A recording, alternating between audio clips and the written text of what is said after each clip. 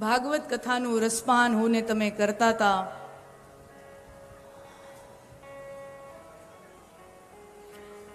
સુખદેવજીનું પ્રાગટ્ય થયું.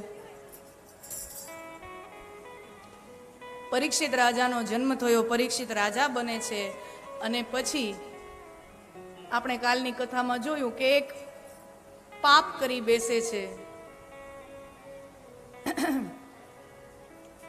એક ઋષિનું અપમાન કરી બેસે છે અને શ્રાપ લાગે છે.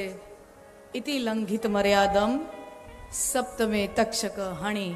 જેને મર્યાદાનું ઉલ્લંઘન કર્યું છે 7 દિવસ પછી એનું મૃત્યુ થાય. પરીક્ષિત રાજા પોતાના પરિવારની રાજપાટની ચક્રવર્તી રાજા છે. હા, માઇન્ડ વેલ, પરીક્ષિત રાજા જેવો તેવો નાના નાના કસ્બાનો કોઈ રાજા નથી. આખા ભારત વર્ષનો ચક્રવર્તી રાજા છે. બધું છોડી અને ગંગા કિનારે પહોંચી જાય છે.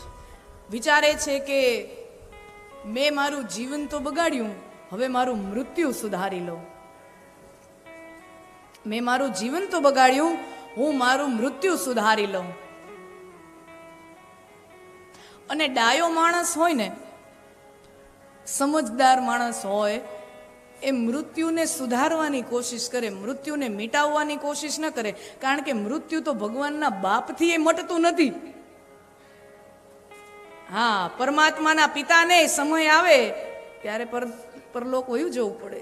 પછી એ દશરથ હોય, વાસુદેવ હોય, નંદ હોય, ઈશ્વરની રચના છે, કુદરતની રચના છે.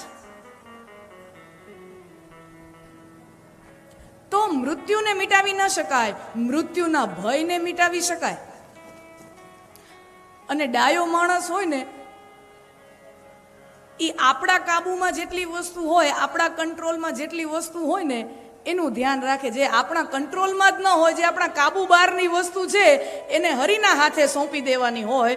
અને આપણા કાબુ હેઠળ શું છે, આપણા કંટ્રોલમાં શું છે, આપણે એટલું જ ધ્યાન રાખવાનું હોય.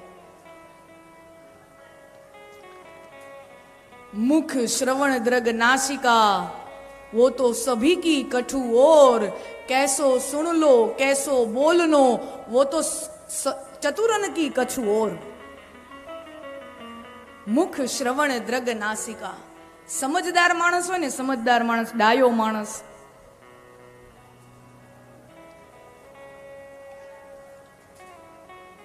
જો આપણા આંખ, મુખ શ્રવણ દ્રગ નાસિકા, મુખ શ્રવણ દ્રગ નાસિકા, આંખ, મોઢું, કાન, નાક, ડાયા માણાને ચહેરામાં જે જગ્યાએ હોય ને, એ જ જગ્યાએ ગાંડા માણાને હોય. આંખ, મોઢું, કાન, નાક બધાને ભગવાને એક જ જગ્યાએ આપ્યું છે અને એક જ હરખું આપ્યું છે. પણ ડાયો માણસ હોય ને, એ આ ઇન્દ્રિયોનો ઉપયોગ બહુ અલગ રીતે, સારી રીતે કરે. અને જે અજ્ઞાની માણસ છે, અસમજુ માણસ છે, એ આ જ ઇન્દ્રિયોનો ઉપયોગ અલગ રીતે કરે.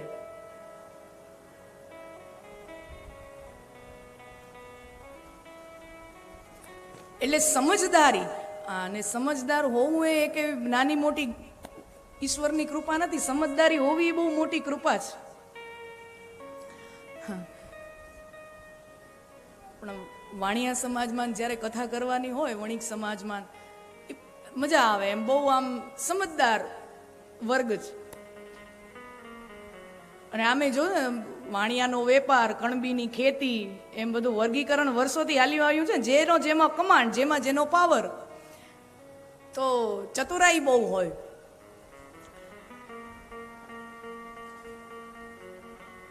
ચતુર માણસ કેવો હોય તમે વિચાર કરો.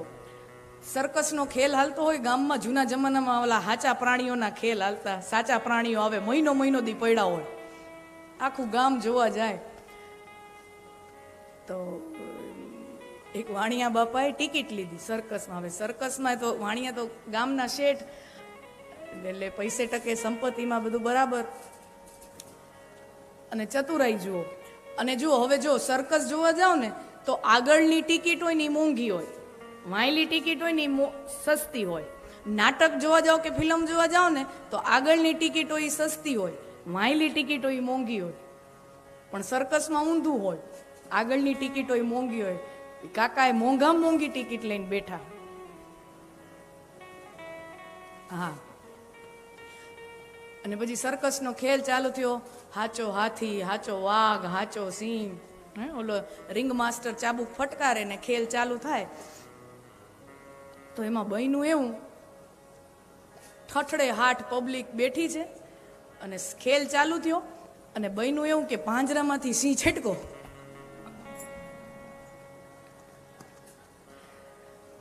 હવે એમાં જે મોભીઓ હોય એ જ આગળ બેઠા હોય, શેઠ લોકો. હા, સિંહ છટક્યો ત્યાં પબ્લિક છટકી. આ પછી તો સર્કસમાં સર્કસ વાળા ખેલ ન કરે એવી ઓડિયન્સે ખેલ ચાલુ કર્યા. હા, જેને જ્યાં જગ્યા મળે ત્યાં પકડીને લટકી ગયા. હા, ઓલી ડોહિયું જે મોઢામાં ભજર દેતી હોય, ભજરની ડબ્યું હોતી, આમ જે જગ્યા મળે ત્યાં લટકી ગઈ. હે ભગવાન બચાવી લે, બચાવી લે, હજી તો મારે હરિદ્વાર જવાનું છે. હા, ભાભાઓ બધા હેરાન થઈ ગયા. બધા પબ્લિક ઊંધે કાંત ને આ જે વાણિયા શેઠ હતા એ હળવેકથી આ બધો ખેલ હાલે એમાંથી દોડી અને સ્ટેજ ઉપર જ્યાં પાંજરું હતું ને એમાં જઈને પુરાઈ ગયા ને પાંજરું અંદરથી લોક કરી દીધું. બધાય ક્યાં સિંહનું પાંજરું છે, એમાં નો જવાય, એમાં નો જવાય. બાપા ચતુર, કાકા ચતુર, એની ચતુરાઈ જુઓ. અહીંયાથી છટક્યો છે ને, અહીંયા તો નહીં જ આવે. સિંહ અહીંયાથી છટક્યો છે એટલે અહીંયા તો નહીં જ આવે. ચતુર માણસ હોય એ એક જ પરિસ્થિતિમાં અલગ રીતે વર્તે અને બાકી બધા એ ઊંધે કાન થયા રાખે. ચતુરાઈનું મહત્વ છે, ચતુરાઈનું મહત્વ છે. તો પરીક્ષિત રાજા ચતુર છે, સમજદાર છે, જ્ઞાની છે, અને જ્ઞાનીઓથી પણ ભૂલ થઈ જતી હોય છે. અને જ્ઞાનીનું પતન છે ને કોઈ દિવસ કામથી ન થાય. આપણે ત્યાં ષડ વિકારો કીધા, કામ, ક્રોધ, લોભ, મદ, મત્સર. આ 6 દુશ્મનો છે, ષડ રીપુ એને આપણા શાસ્ત્રોએ કીધું છે. તો જ્ઞાની જે હોય ને એનું પતન ક્યારેય કામથી ન થાય. એનામાં કામ ભાવના એને બહુ એટલી સ્પર્શ ન કરે, એને લોભ પણ એટલો સ્પર્શ ન કરે.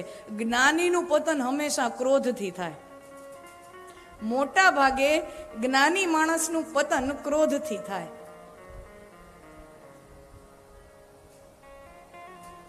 પરીક્ષિત રાજા ક્રોધ ઉપર કાબુ ગુમાવે છે અને આવું કરી બેસે છે. થતા થઈ જાય મોટા માણાથી એ ભૂલ. અને ત્યાં ગંગા કિનારે પરીક્ષિત રાજાને સુખદેવજીનો મિલન થાય છે.